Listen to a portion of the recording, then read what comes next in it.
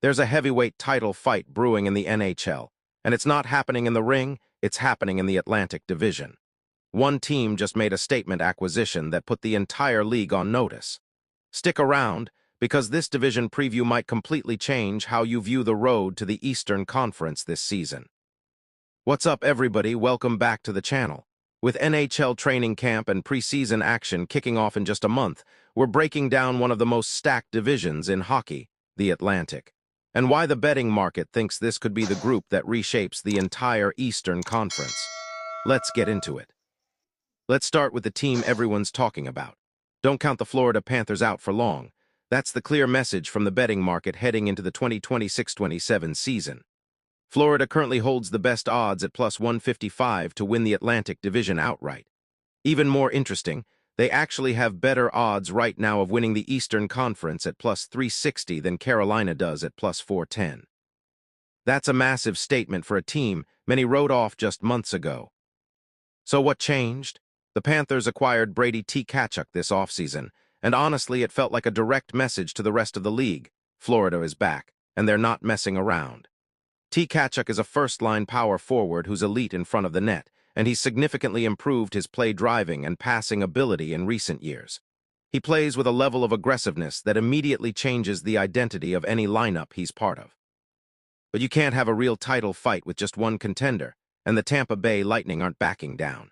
Coming off the frustration of a fourth straight first-round playoff exit, Tampa signed longtime Capitals defenseman John Carlson to a 2-year deal worth $8.5 million annually. General manager Julian Bry's boys also restructured the bottom six forward group. Still, the real key to Tampa's heavyweight status comes down to one thing: a fully healthy Brayden Point at center. Then there's Montreal, and their story might be the most compelling of all. The Habs narrowly missed winning the division last season, yet they're bringing back essentially the entire roster that made a run to the Eastern Conference Finals. Their biggest remaining need is a true second-line center, and don't be surprised if Montreal gets aggressive at the trade deadline to fill that hole. If they don't make a move, highly touted prospect Michael Hage, currently playing at the University of Michigan, is expected to join the team by April. As for Buffalo, things look a bit murkier. The Sabres lost winger Alex Tuch to Washington and defenseman Bowen Byram to Chicago, which makes competing for the division a tough ask. There's also real uncertainty about whether Buffalo's three-goalie rotation is a legitimate strength or just a flash in the pan. That said, the Sabres have quietly been on a hot streak in both drafting and talent acquisition. Rising young star Zach Benson pointed directly to Buffalo's ability to consistently collect young talent as the reason for his confidence in the team's direction. Now let's talk about the rest of the Atlantic, because it's genuinely brutal from top to bottom. The Toronto Maple Leafs have exactly one path forward: through the fire.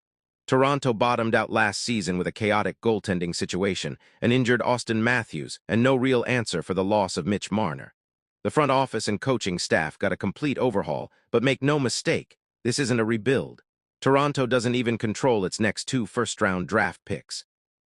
So instead of rebuilding, they reloaded, bringing in goalie Sergei Bobrovsky and defenseman Darren Radish as high-risk, high-reward additions. They also completely overhauled their bottom six, adding forwards Nick Paul, Colton Sissons, Jack Roslovic, Teddy Bluger, and Brandon Duhaime. Ottawa has some tough decisions ahead as well. The Senators were an analytics darling last season, and now all eyes shift to whether winger William Eklund can actually produce after being acquired from San Jose as part of the return package for Tkachuk. Much like Toronto, Ottawa's goaltending situation carries high upside, but it comes with real risk attached. Then there's Boston, a team nobody expected to make the playoffs last season, yet they found a way behind elite goaltending, a dangerous power play, and hot 5-on-5 shooting. Adding winger J.J. Peterka and defenseman Will Borgen sends a clear signal that Boston isn't satisfied with just sneaking in. They want an encore. And finally, we get to Detroit, a team whose entire season might come down to one single name: Dylan Larkin. If Detroit's incoming new management can convince Larkin to stay, the Red Wings could plausibly push for a wild-card spot. They've got shooting talent, strong special teams, high-end defensemen, and goalie John Gibson coming off a strong season, plus one of the best prospect pools in the entire league. But if Larkin gets traded, that whole plan likely falls apart. Frankly, Detroit might be wise to embrace a one-year step back in a division this brutal. Though that certainly wasn't the plan under former GM Steve Yzerman before his sudden resignation. Montreal and Toronto will officially open the NHL's preseason next month with dual squad games in each city, kicking off what could be one of the most competitive division races in recent memory. So who do you think comes out on top? Do the Panthers reclaim their throne?